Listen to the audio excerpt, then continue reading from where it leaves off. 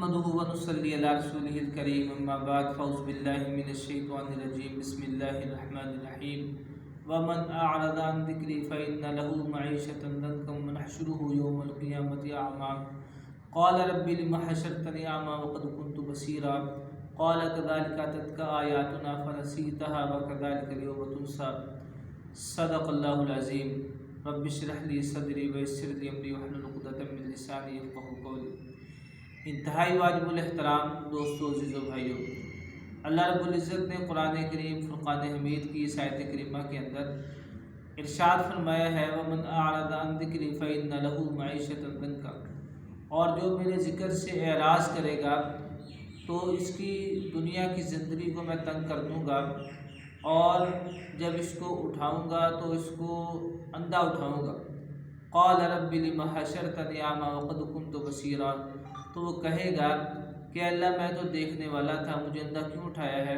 اللہ فرمائیں گے قال كذلك اتتك آیاتنا فنسیتها وكذلك اليوم تنسى، اللہ رب العزت فرمائیں گے کہ تیرے پاس ہماری آیات آئیں تو نے ان کو جھٹلا دیا، اسی طرح آج اور تو نے ان کو بلا دیا، اسی طرح آج تجھے بھی اندھا اٹھایا جائے گا۔ تو اس لیے میرے محترم دوستو عزیزو، اللہ کے ذکر سے، اللہ کے احکامات سے اعراض کرنے کے یہ سارے کے سارے نقصانات ہیں کہ دنیا اور آخرت کے اندر ان کا خمیازہ بھگتنا پڑے گا۔ جو شخص اللہ کو راضی کرے گا، اللہ اگر راضی ہوئے تو اللہ برکتیں عطا فرمائیں گے، جیسے حدیث قدسی میں اللہ خود فرماتے ہیں اذا اعطیت رضیت، جب میری اطاعت کی جاتی ہے تو میں راضی ہوتا ہوں، واذا رضیت بارکت، اور جب میں راضی ہوتا ہوں تو برکتیں عطا کرتا ہوں، ولیس لبرکتی نہایہ، اور میری برکتوں کی کوئی انتہا نہیں ہے، واذا عصیت غضبت، اور جب میری نافرمانی ہوتی ہے تو میں ناراض ہو جاتا ہوں، واذا غضبت لعنت، اور جب میں ناراض ہوتا ہوں تو لعنت برساتا ہوں، وان اللعنۃ تبلغ 7 ولد، اور میری لعنت 7 نسلوں تک چلی جاتی ہے۔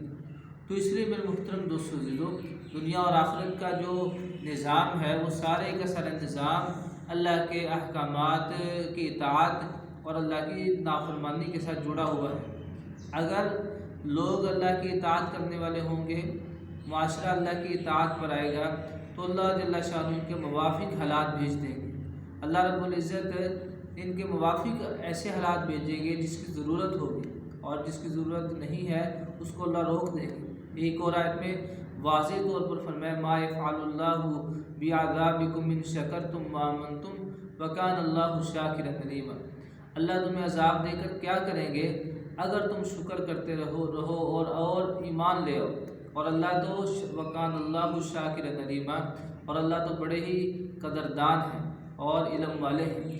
تو اس لیے میرے محترم دوستو عزیزو، اللہ رب العزت کروڑوں ماؤں سے زیادہ انسان سے محبت کرتے ہیں، کروڑوں ماؤں سے زیادہ۔ انسان کی نافرمانیاں بھی دیکھی، انسان کے گناہوں کو بھی دیکھا، پھر بھی اللہ اس کو معاف کرتے رہتے ہیں۔ حتیٰ کہ بنی اسرائیل کا ایک واقعہ، معروف واقعہ لکھا ہے کہ موسیٰ علیہ السلام کے زمانے کے اندر قحط کا زمانہ تھا تو بارش نہیں ہو رہی تھی، سارے لوگ باہر نکلے بارش کی دعا کرنے کے لیے، تو اللہ رب العزت نے فرمایا کہ ایک میرا نافرمان بندہ ایسا ہے جب تک وہ مجمع کے اندر باقی رہے گا اس وقت تک بارش نہیں ہوگی۔ تو اعلان کر دیا گیا جو نافرمان ہے وہ نکل جائے۔ تو وہ جو آدمی نافرمان تھا، گناہ گار تھا، اس کے دل کے اندر خیال آیا کہ آج اگر اتنے ہزاروں کے مجمع سے نکلتا ہوں تو میری عزت کیا رہے گی، میری تو رسوائی اور ذلت ہو جائے گی۔ تو یہ آدمی ادھر ہی بیٹھا بیٹھا اللہ سے اس نے توبہ کی، استغفار کیا کہ اللہ تو مجھے معاف فرما دے۔ ابھی نکلا کوئی نہیں، بارش شروع ہو گئی، اللہ کی شان۔ تو موسیٰ علیہ السلام نے اللہ سے عرض کی کہ اللہ ابھی تو نکلا ہی کوئی نہیں، بارش شروع ہو گئی۔ فرمایا اللہ رب العزت نے کہ جس کی وجہ سے بارش رکی ہوئی تھی اسی کی وجہ سے بارش شروع ہو گئی۔ پہلے وہ میرا نافرمان تھا، اب میرا فرما بردار ہے، پہلے اس نے میری نافرمانیاں کی گناہ کیے، اب تو اس نے میرے ساتھ توبہ کر لی اور میرے ساتھ دوستی کر لی۔ تو موسیٰ علیہ السلام کہنے لگے اللہ اس کا نام بتا دیجئے۔ فرمایا کہ پہلے نافرمان تھا تو اس کا نام نہیں پتا تھا، کسی کو بتایا بھی نہیں تھا، تو اب تو میرا فرما بردار ہے، اب تو میرا دوست ہے، میں اس کا نام کیسے بتا دوں؟ تو اس لیے میرے محترم دوستو، اللہ بڑی محبت کرنے والے ہیں۔ اللہ کے نبی صلی اللہ علیہ وسلم کی حدیث ہے، فرمایا کہ اللہ سے عرض کی کہ اللہ میری امت کا حساب میرے حوالے کر دیجئے کہ تاکہ دوسری امتوں کو پتہ بھی نہ چلے۔ اللہ نے فرمایا کہ محمد علیہ السلام آپ کی امت کا حساب میں خود کروں گا تاکہ آپ کو بھی آپ کی امت کے گناہوں پتہ نہ چل سکے۔ تو ایسے اللہ رب العزت قدردان ہے، انسان کو چاہیے کہ تھوڑی سی توجہ کرے، اللہ کی طرف چلے گا اللہ اس کا استقبال فرمائے گا۔ جو آدمی اللہ کی طرف چل کر جاتا ہے اللہ دوڑ کے اس کی طرف آتے ہیں۔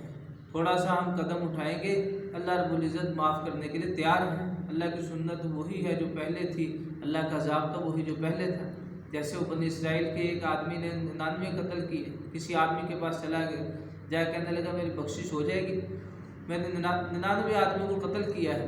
اس نے کہا تیری بخشش کہاں ہوگی، تو نے 99 آدمیوں کو قتل کر دی، اس نے تلوار نکالی اس کو بھی ختم کر دیا، 100 پورے ہو گئے۔ تب یہ آدمی کسی اللہ والے کے پاس گیا، جا کے کہنے لگا کہ بتائیں کہ میری بخشش کا کوئی ہے ذریعہ؟ فرمایا کہ اپنا علاقہ چھوڑ دو، گناہ گاروں کی بستی چھوڑ کر نیک لوگوں کی بستی اختیار کر لو، وہاں چلے جاؤ، وہاں قیام کرو۔ میں نے کہا ٹھیک ہے، چلا گیا۔ چلتے چلتے راستے کے اندر اس کو موت آ گئی، اور جب موت آئی تو رحمت والے بھی فرشتے آ گئے اور عذاب والے بھی آ گئے، جنت والے بھی آ گئے، جہنم والے بھی آ گئے۔ جنت والے کہنے لگے یہ آدمی جنتی ہے کیونکہ یہ تو اس سے توبہ کرتی ہے، اور جہنم والے کہنے لگے ابھی تو یہ اپنی اس بستی تک پہنچا ہی نہیں، ابھی اس کی توبہ نہیں ہوئی، تو لہٰذا اس کو جہنم میں لے کے جائیں گے ہم۔ اللہ رب العزت کے پاس چلے گئے، اللہ نے فرمایا کہ جا کے زمین کی پیمائش کرو، اگر زمین نیک لوگوں کی بستی کے